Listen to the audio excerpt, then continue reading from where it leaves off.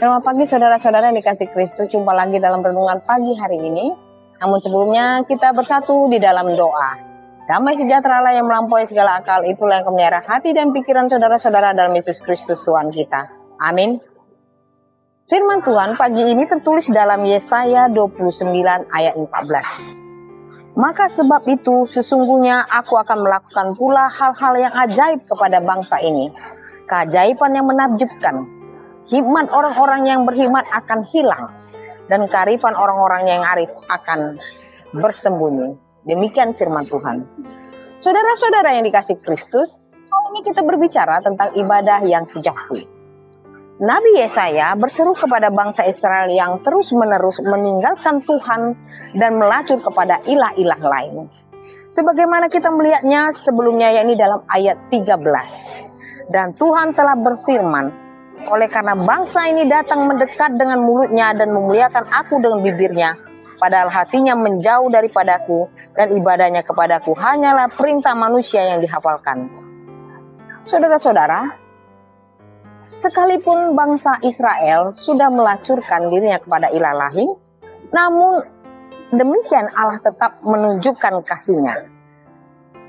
Yang bersikap acuh tak acuh, Allah tetap menunjukkan kasih-Nya yang besar dan melakukan suatu tindakan yang menakjubkan, yang dikatakan akan mematikan hikmat dunia, seperti yang tertulis dalam ayat 14 hari ini.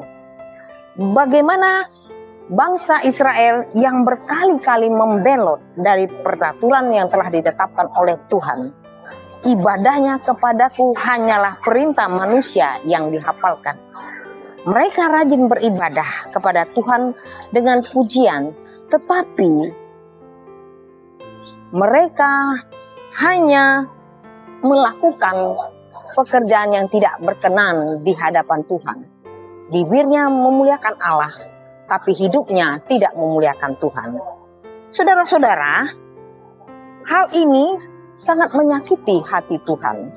Oleh karena itu, tidak mengherankan bagaimana Tuhan dalam firman hari ini akan memusnahkan, menghilangkan hikmat akan dunia ini, kearifan orang yang arif. Supaya bangsa Israel pada masa itu hanyalah mengandalkan Tuhan, hanyalah beribadah di mana ibadah yang berkenan di hadapan Tuhan. Saudara-saudara, dalam 2 Timotius 3 ayat 16 dikatakan, ibadah seharusnya adalah berdasarkan oleh Alkitab atau berdasarkan firman Tuhan. Ibadah yang benar adalah kita harus menyembah Tuhan di dalam kebenaran. Yohanes 4 ayat 24. Hal yang serupa juga dinyatakan oleh Tuhan Yesus dalam Matius 15 ayat 8 sampai 9. Hai orang-orang munafik, benarlah nubuat yang Yesaya katakan di dalam firman hari ini, yakni bangsa ini memuliakan aku dengan bibirnya, padahal hatinya jauh daripadaku. Percuma mereka beribadah kepadaku, sedang ajaran yang mereka ajarkan ialah perintah manusia. Saudara-saudara, apa yang tertulis dalam kitab Yesaya dan Matius merefleksikan kepada kita bahwa esensi dari ibadah yang sejati ialah rasa hormat, kekaguman, rasa syukur yang bersumber dari hati yang murni. Ibadah yang sejati adalah nyanyian dan pujian yang kita naikkan di hadapan Allah, tetapi harus selaras dengan kehidupan kita, supaya hikmat dunia ini tidaklah menjadi sebuah malapetaka bagi kita.